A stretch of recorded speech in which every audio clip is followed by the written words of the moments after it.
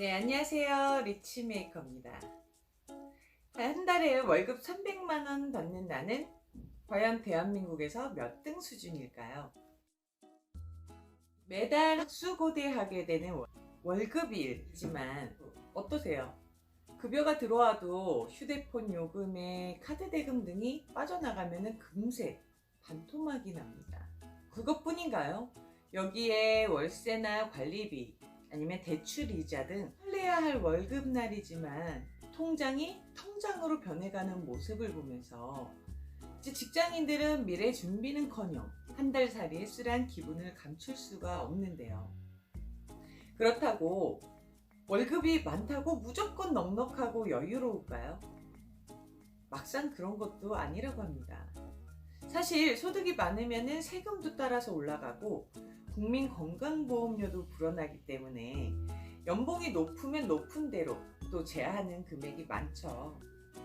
게다가 소득 수준에 따라서 여기저기 지금 지출하는 양도 늘어나기 마련이라서 월급이 많다고 또 사정이 마냥 여유롭지 않은 게 현실입니다. 뭐 주변에 보면은 내 월급에 만족하는 사람들이 있나요? 하나같이 연봉에 썩 만족하지 못하는 모습이죠.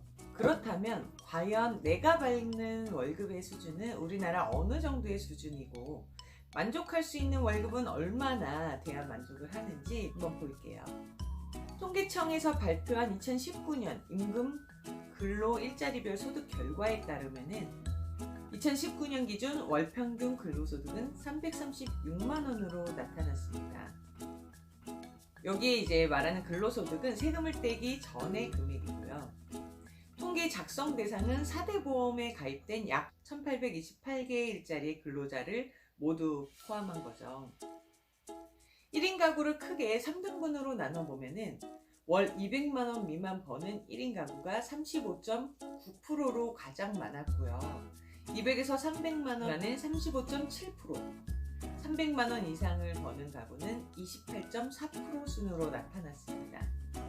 다시 말해서 1인 가구 3명 중에 1명은 200만 원 미만, 또 다른 3명 중에 1명은 200에서 300만 원 미만을 버는 수치죠. 그리고 성별로 보면은 지금 남성의 평균 소득은 여성보다 1.5배 정도 많았는데요. 다들 아시겠지만 중위소득이라고 하면 소득순으로 줄을 세웠을 때 정중앙에 위치한 사람의 소득이죠.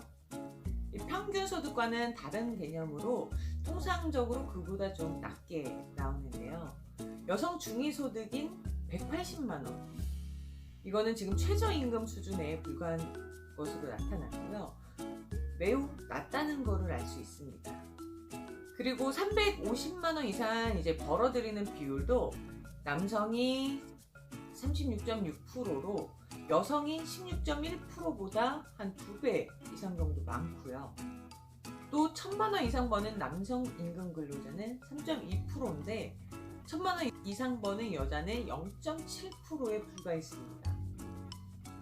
그러면 대기업이나 중소기업 또는 스타트업의 연봉 차이는 얼마나 날까요?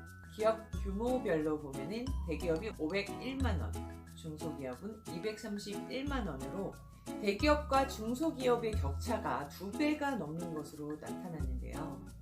한편 스타트업은 직무에 따라서 이 소득 차이가 크게 나는 업종이죠. 이제 막 시작한 기업의 특성상 핵심 인재에게는 초봉을 5천만 원도 제시할 수 있지만 대체 가능한 이제 인력은 가장 저렴하게 운용하는 등 이 효율성을 극대화하기 때문에 차이가 심하다고 합니다. 또 근속 기간에 따라서도 임금 격차가 크게 나타나는 건 다 아시죠? 20년 이상 근로한 근무자의 평균 소득은 735만 원, 그리고 10년에서 20년 미만은 537만 원, 5년에서 10년 사이는 394만 원이었습니다. 그리고 3년에서 5년 미만은 314만 원, 2년에서 3년 미만은 282만 원, 그리고 1년 미만은 169만 원으로 나타났는데요.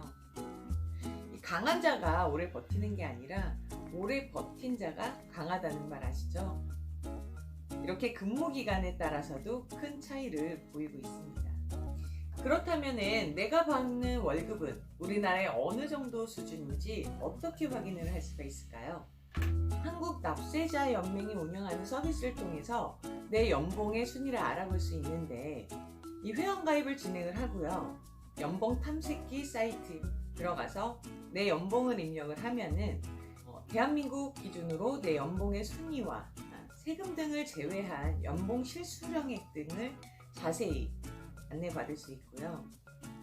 실제로 연봉 5천만 원을 이제 입력했을 경우에 내 연봉 순위는 1115만 명 중에 328만 8,711등에 해당하는 정보가 나옵니다.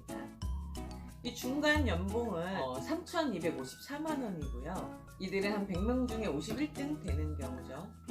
그리고 평균 연봉은 4,387만 원으로 100명 중에 37등 정도 되는 순입니다.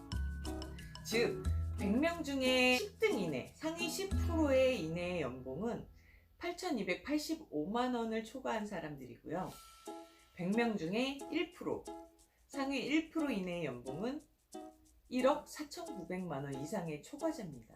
이 사이트가 유용하다는 이제 반응도 많았지만 대부분 노비끼리 비교해서 뭐하냐는 등, 노비 줄 세우기냐는 등의 이 반대 의견도 지금 많이 나오고 있어요.